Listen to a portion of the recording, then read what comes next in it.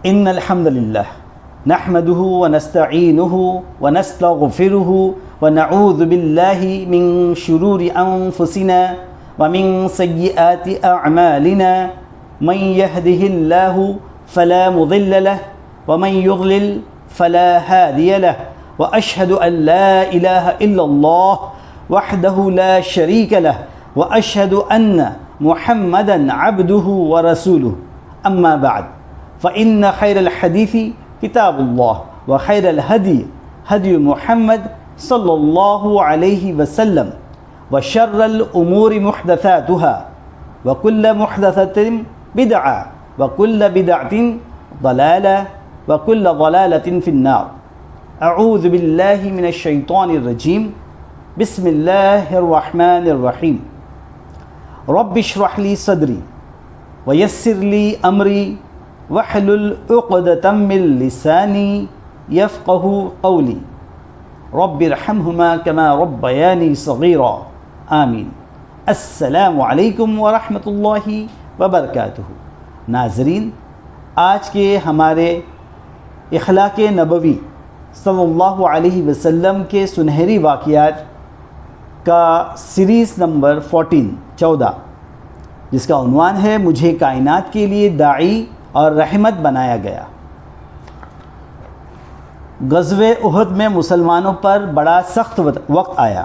مشرکین کے ایک اڑیل سوار عبداللہ بن کمعہ نے آپ صلی اللہ علیہ وسلم کے کندھے مبارک پر تلوار سے وار کیا. اس کے نتیجے میں لوہے کی ٹوپی یا خود جسے کہتے ہیں، جسے جنگ میں سر اور گردن کی حفاظت کے لیے پہنا جاتا ہے، اڑا جاتا ہے، اس کی 2 کڑیاں حضور صلی اللہ علیہ وسلم کے چہرے مبارک میں دھس گئیں. آپ صلی اللہ علیہ وسلم کا چہرے اقدس خون آلود ہو گیا.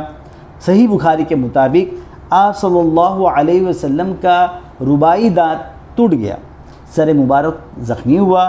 اللہ کے رسول اپنے چہرے سے خون کو پونچھتے جاتے اور کہتے جاتے کہ یہ قوم کیسے کامیاب ہو سکتی ہے جس نے اپنے نبی کے چہرے کو زخمی کر دیا، حالانکہ وہ تو انہیں اللہ کی طرف دعوت دے رہا تھا. ناظرین، ذرا تھوڑی دیر رک کر اللہ کے رسول صلی اللہ علیہ وسلم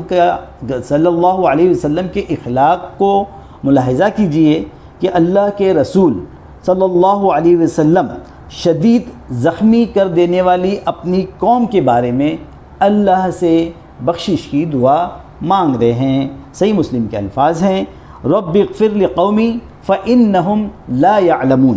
اے میرے رب میری قوم کو بخش دے، اے میرے رب میری قوم کو بخش دے کہ وہ تیرے نبی کے مقام کو نہیں جانتی. قاضی ایاز کی کتاب شفا میں دوسرے الفاظ میں یہ آیا ہے، اللہم اہدی قومی، اللہم اہدی قومی فإنہم لا يعلمون. اے اللہ میری قوم کو ہدایت دے، اے اللہ میری قوم کو ہدایت دے، وہ نہیں جانتی. یہ تھا اللہ کے رسول صلی اللہ علیہ وسلم، ہمارے اور آپ کے ہادی اور مرشد ولد سید آدم صلی اللہ علیہ وسلم کا اعلیٰ اخلاق کہ آپ میدان جنگ میں ہیں، آپ کو دشمن نے زخمی کر دیا اور آپ زخمی کرنے والی قوم کے لیے بخشش اور ہدایت کی دعا مانگ رہے ہیں.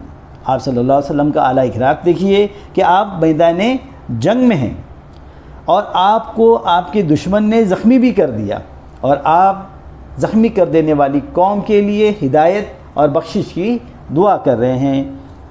ناظرین، آپ صلی اللہ علیہ وسلم کا اعلیٰ اخلاق جاننے کے لیے آئیے ایک حدیث اور پڑھتے ہیں. آپ صلی اللہ علیہ وسلم کا ارشاد ہے، ان اللہ تعالی لم یبعثنی طعنا ولا لعنا.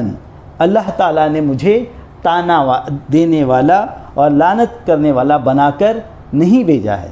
اللہ تعالیٰ نے مجھے تانا دینے والا یا لعنت کرنے والا بنا کر نہیں بھیجا، بلکہ آپ کی بعثت کا مقصد کیا تھا؟ فرمایا، وَلَكِنْ بَعَثَنِي دَاعِيَةً وَرَحْمَةً وَلَكِنْ بَعَثَنِي دَاعِيَةً وَرَحْمَةً. بلکہ مجھے اللہ تعالیٰ نے کائنات کے لیے، ساری کائنات کے لیے داعی اور رحمت بنا کر مبعوث فرمایا، بلکہ مجھے اللہ تعالیٰ نے کائنات کے لیے داعی اور رحمت بنا کر مبعوث فرمایا۔ صحیح بخاری حدیث نمبر 6929 اور صحیح مسلم حدیث نمبر 1792۔ اللہ تعالیٰ سے دعا ہے کہ اللہ ہمیں بھی ہمارے پیارے نبی صلی اللہ علیہ وسلم جیسا اعلیٰ اخلاق کا حامل بنائے، آمین۔ والسلام علیکم ورحمۃ اللہ وبرکاتہ۔